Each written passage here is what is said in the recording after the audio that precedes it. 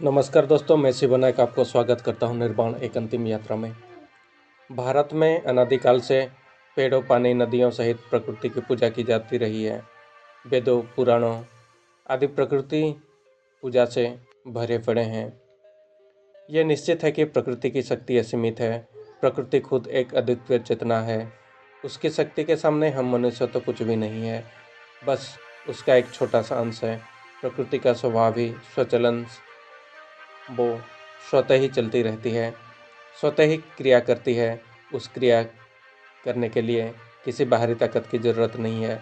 हम स्वयं स्वाभाविक श्वास लेते हैं, इससे ही हम जिंदा रहते हैं। इसके लिए हमें तनिक भी प्रयास नहीं करना पड़ता। श्वास गई, जीवन गया। श्वास रुकी, जीवन रुका। गौतम बुद्ध ने इस प्रकृति के बीच रहकर ही ज्ञान प्राप्त किया और इसे करुणामयी मुक्त हृदय से सभी को बांटा।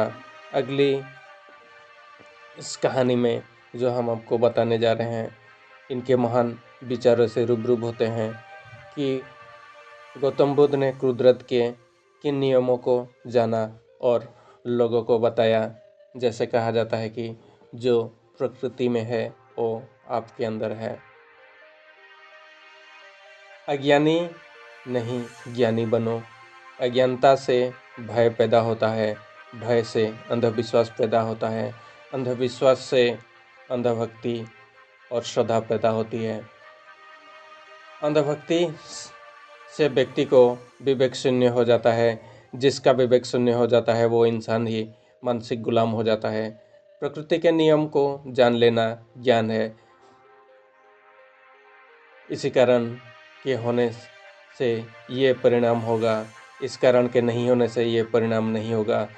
तथागत बुद्ध ने इस कुदरत के नियमों को स्वयं जाना और जानकर सबको बताया। जैसा बीज वैसा फल।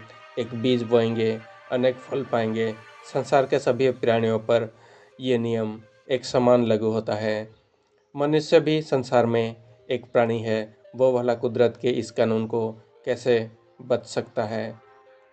यदि हम एक दाना बोए और यदि प्रकृति हमें एक ही दाना फल के रूप में दे, तो सोचिए इंसान की क्या हालत होगी।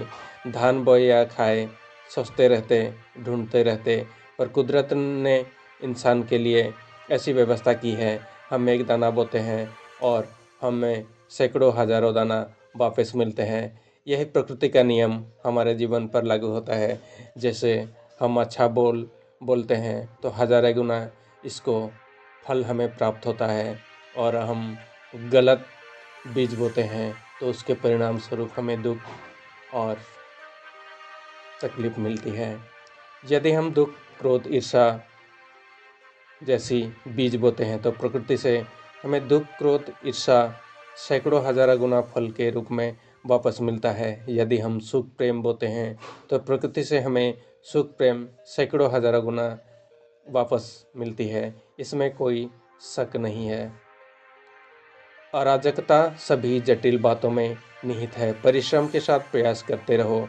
चतुराई से जीने वाले लोग को मौत से भी डरने की ज़रूरत नहीं है। घृणा करने से कम नहीं होता, बल्कि प्रेम से घटती है।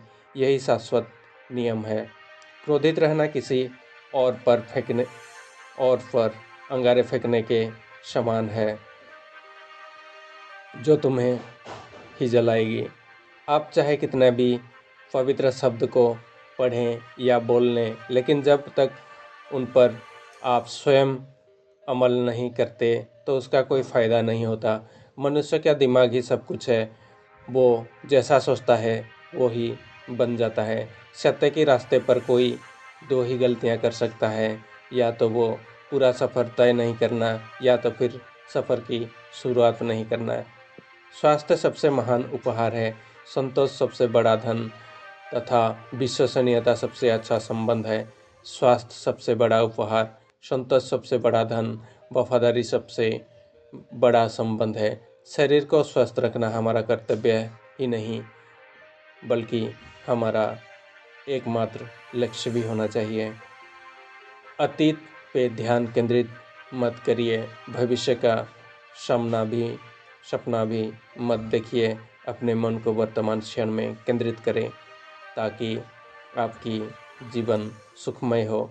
जैसी मोमबत्ती बिना आग के नहीं जल सकती, मनुष्य भी आध्यात्मिक जीवन के बिना नहीं जी सकता। 3 चीज़ ज़्यादा देर तक नहीं छुप सकती, सूर्य, चंद्र और सत्य। अपने मोक्ष के लिए खुद ही प्रयत्न करें, दूसरों के ऊपर निर्भर ना करें।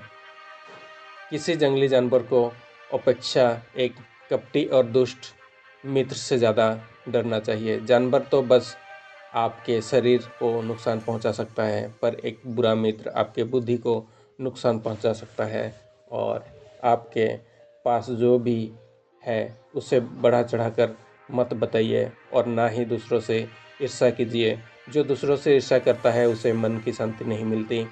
चाहे आप जितनी भी पवित्र शब्द पढ़ लें या बोल लें, वो आपका क्या भला करेंगे जब तक आप उन्हें उपयोग में नहीं लाते।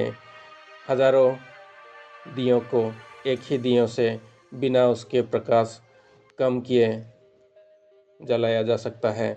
वैसे ही खुशी बांटने से खुशी कम नहीं होती, लेकिन और ज़्यादा बढ़ती है। जैसे एक मोमबत्ती आग के बिना नहीं जल सकती, उसी तरह मनुष्य एक आध्यात्मिक जीवन के बिना नहीं जी सकता।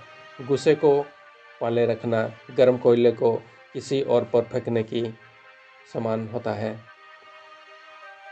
आपके पास जो कुछ भी है उसे बढ़ा चढ़ाकर मत बताइए और ना ही दूसरों से ईर्ष्या कीजिए। जो दूसरों से ईर्ष्या करते हैं उसे मन की शांति नहीं मिलती। शक की आदत से भयावह और कुछ भी नहीं होता है।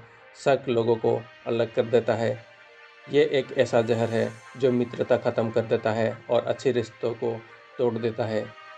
ये एक कांटा है जो चोटिल करता है, एक तलवार है जो वध करता है। मैं कभी नहीं देखता कि क्या किया जा चुका है, मैं हमेशा देखता हूँ कि क्या किया जाना बाकी है। हम जो कुछ भी है वो हमने आज तक क्या सोचा इस बात का परिणाम है, क्या किया उसका परिणाम है। यदि कोई व्यक्ति बुरी सोच के साथ बोलता या काम करता है तो उसे कष्ट ही मिलता है। यदि कोई व्यक्ति शुद्ध विचारों के साथ बोलता या काम करता है तो उसकी परछाई की तरह खुशी उसका साथ कभी नहीं छूटता। आप केवल वही खाते हैं जिसे आप बोते हैं। आप अपने क्रोध के लिए दंड नहीं पाते, आप अपने क्रोध द्वारा दंड पाएंगे। जीवन मिलना तो भाग्य की बात है, मृत्यु होना समय की बात है, लेकिन मृत्यु के बाद भी लोगों के दिल में जीवित रहना ये आपके अच्छे कर्मों की बात है। पहुंचने से अधिक जरूरी होता है ठीक से यात्रा करना। रात लंबी है, जगे हुए के लिए, थके हुए के लिए रात की दूरी लंबी है, मूर्ख के लिए ये जीवन ही लंबा है। ये सभी घोर विकार विकृतियाँ क्रमशः आगे दरिंदा जाल और धार है। कोई भी व्यक्ति दूसरे को पवित्र नहीं कर सकता।